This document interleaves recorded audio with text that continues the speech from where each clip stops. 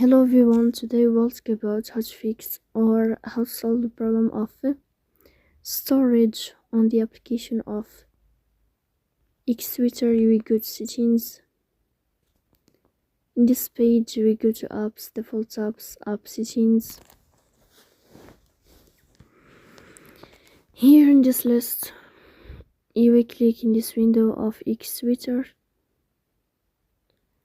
After that, in this page of app info, you will click on first stop and you will click OK.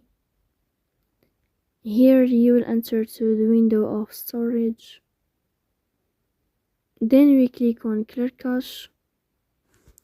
But pay attention, don't click clear data because that in the end you can turn off your phone and you can wait a moment to restart your phone again.